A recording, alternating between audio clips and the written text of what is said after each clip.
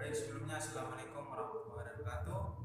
Ah, Kami dari kelompok 8 akan berpresentasi tentang tema Islam dan ilmu pengetahuan. Yang pertama, di sini ada dua anggota. Yang pertama itu atas nama Andi Rahmat, yang kedua Muhammad Chandra Kurniawan. Baik, langsung saja ke tema pembahasan. Yang pertama, ilmu pengetahuan. Memasuki abad ke-20 Masehi, ilmu pengetahuan berkembang dengan begitu pesatnya dengan teknologi serba modern dengan segala implikasinya, yaitu berupa penjajahan mereka di atas dunia Islam. Perkembangan Islam itu justru berkembang di wilayah Timur Asia yang ideologinya dan mayoritasnya Islam terbanyak seperti Indonesia, Mesir, dan Malaysia. Umat Islam timbul sikap menghadapi keterbelakangan dalam ilmu pengetahuan karena pertama, asumsi bahwa ilmu pengetahuan yang berasal dari barat sebagai ilmu pengetahuan yang sekuler. Untuk itulah harus ditolak dan harus kembali pada Al-Quran. Menurut Jujun S. Surya Suman, bahwa filsafat sebagai sebuah ilmu berkembang dan bercabang-cabang. Adapun cabang-cabang filsafat meliputi yaitu yang pertama epistemologi, yaitu filsafat ilmu pengetahuan. Kedua, etika, filsafat moral. Yang ketiga, estetika, filsafat seni. Yang keempat, metafisika. Lima, politik atau filsafat pemerintahan. Yang kelima, filsafat agama. Ketujuh, filsafat ilmu. Yang kedelapan, filsafat pendidikan. Yang sembilan, filsafat hukum.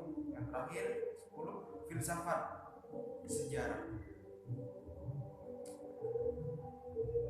Poin yang kedua, di sini ada ajaran dasar Islam tentang ilmu pengetahuan.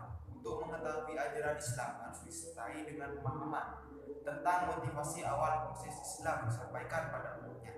Dalam surat yang sama pada ayat berikut ditegaskan bahwa al-qalam, dalam kurung pena, Allah mengajarkan manusia bagaimana dan apa yang perlu diketahui. Ayat ini menunjukkan arti penting membaca sebagai suatu aktivitas intelektual dan menulis yang dilambangkan dengan al-qalam.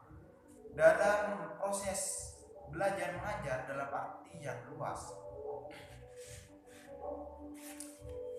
Baik, poin selanjutnya di sini ada hubungan manusia dengan Tuhan yang akan dijelaskan oleh Saudara Chandra Kurniawan. Waktu dan tempat dipersilakan. Hubungan manusia dengan Tuhan tidak didasarkan pada hak dan kewajiban pribadi, bukan merupakan perjanjian. Hamba dan orang yang menginginkan pertolongannya haruslah mensujudkan niatnya untuk Allah, dan dia tidak melakukan suatu perbuatan istilah yang dasar niatnya hanya untuk Allah.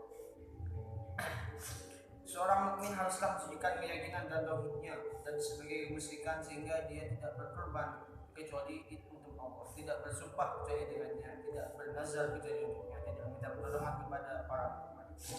Seorang mukmin melakukan tujuannya maka harus mensucikan perbuatannya sehingga dia tidak melakukan suatu amalan kecuali jika sesuai dengan syariat dan mengikuti tuntunan Rasulullah SAW, dan bahwa yang kalian perintahkan ini adalah jalan yang lurus, maka ikutilah dia dan janganlah memilih jalan-jalan yang lain, karena jalan itu akan mencerai-berai kamu dari jalannya. Dalam masalah sholat fardu, seorang laki-laki mukmin hendaknya tamat dan mendapatkan saf pada di masjid, bahkan dia segera menuju masjid sebelum azan. Tawakal kepada Allah dalam suatu perbuatan tidaklah bertentangan dengan melakukan sebab-sebab keberhasilan perbuatan tersebut. Bahkan tawakal adalah penyempurna. Kita diberitakan untuk melakukan sebab-sebab yang kita mampu dan bertawakal kepada Allah terhadap apa yang kita tidak sanggupi. Seorang mukmin bertawakal kepada Allah dan menyerahkan urusannya kepadanya. Haruslah ridha dengan apa yang diberikan Allah, karena tidak mengetahui bahwa ilmunya terbatas, sedang ilmu Allah tidak ada batasannya. Baiklah itu ada dalam pilihan Allah. Tawakal itu dilakukan sebelum kejadian peristiwa. Seorang mukmin setiap saat menanti datangnya kematian. Dia di dunia orang asing. Seorang mukmin melihat kehidupannya dengan pandangan objektif, memiliki obsesional harapan-harapan sehingga kehidupan itu berakhir dalam kematian. Berapa banyak di antara manusia yang lahirnya kaya, akan tetapi batinnya fakir dan tamak terhadap apa yang dimiliki manusia. Inilah kebahagiaan sebenarnya. Berapa banyak di antara manusia yang namun batinnya kaya dengan Allah, tidak butuh dengan manusia. Inilah kekayaan sebenarnya. Seorang mukmin juga menyayangi saudara-saudara mereka yang mukmin dan lemah lembut terhadap mereka. Hatinya akan ikut merasakan jika seorang di antaranya memanjakannya. Kemudian saya mendengar tangisan bayi, maka saya menyerahkan sholat kepada diri merasa ibu sebab tangisannya. Kemudian poin yang ketiga, metode mempelajari Islam. Pertama, Islam harus mempelajari sumbernya yang asli, yaitu Al-Quran, As-Sunnah. Keliruan memahami Islam orang hanya mengenalnya dari sebagian ulama. Kedua, Islam harus mempelajari secara integral, tidak dengan cara parsial, artinya ia dipelajari dengan menunjuk sebagai suatu kesatuan yang bulat yang hanya sebagiannya saja. Yang ketiga, Islam perlu mempelajari dan kepustakaan yang ditulis oleh para ulama besar dan sarjana-sarjana muslim. Pada umumnya mereka memahami Islam secara baik. Pemahaman yang lahir keilmuan terdapat dalam Al-Quran. Selanjutnya, poin yang keempat, yaitu Islam merupakan nama salah satu agama. Dalam satu keagamaan sering dibedakan antara kata religion dengan kata devosi. Kata pertama, religion yang biasa adalah bahasakan menjadi agama. Pada mulanya lebih berkonotasi sebagai kata kerja. Sedangkan religiosisasi telah mengarah pada kualitas penghayatan tentang sikap hidup seorang berdasarkan nilai-nilai keagamaan yang diyakininya. Selanjutnya, unsur-unsur kebudayaan. Setidaknya terdapat satu sistem norma, dua organisasi ekonomi, tiga alat-alat, empat organisasi. Selanjutnya, poin yang selanjutnya akan diteruskan oleh saudara di Poin yang kelima di sini ada manusia memerlukan agama. Kalau ditinjau dari kembali sejarah manusia sejak Nabi Adam alaihissalam hingga kini, maka akan terjadi kenyataan bahwa betapapun keadaan dan kehidupan suatu suku atau kelompok manusia selalu terdapat dalam kalangan mereka pada suku-suku yang masih sederhana yang masih disebut suku-suku bangsa primitif. Kepercayaan seperti itu di nanisme lain daripada itu ada pula suku-suku bangsa yang menganut kepercayaan nanisme. Mereka menganggap adanya roh pada manusia dan pada benda-benda lain. Roh itu tetap hidup setelah jasad mati dan dapat dipanggil kembali roh itu. Selain dari kepercayaan tersebut di atas, yang masih ada sampai saat ini adalah kepercayaan pada dewa-dewa yang dianggap memegang jenis kekuasaan tertentu. Ada pendapat yang menggolong kepercayaan ini sesuai dengan banyaknya dewa yang disebut politeisme, dalam kurung banyak dewa, dan monoteisme, yaitu satu dewa.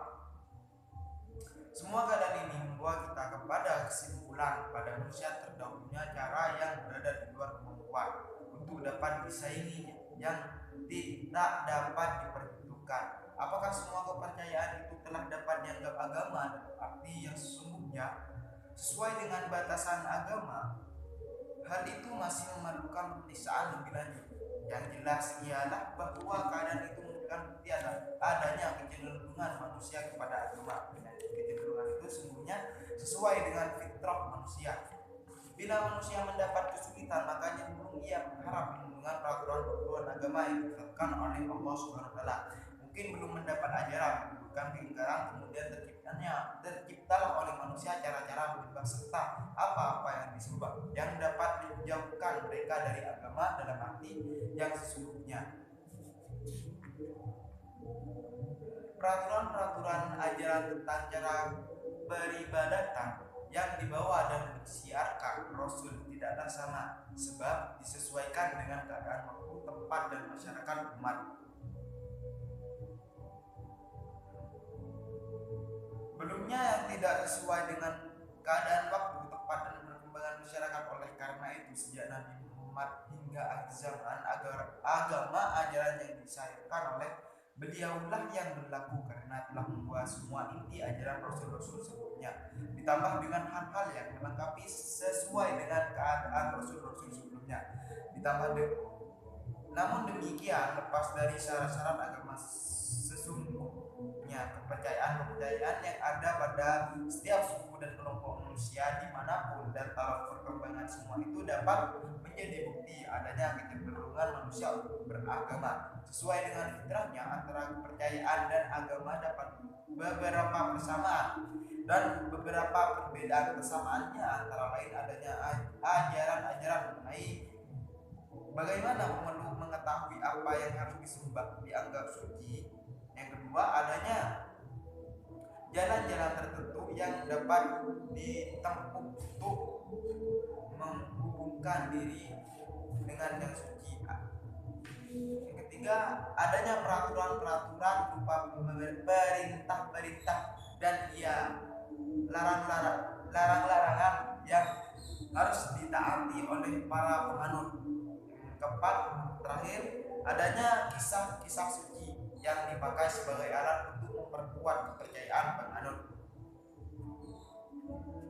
Mungkin poin selanjutnya akan dijelaskan oleh saudara Chandra.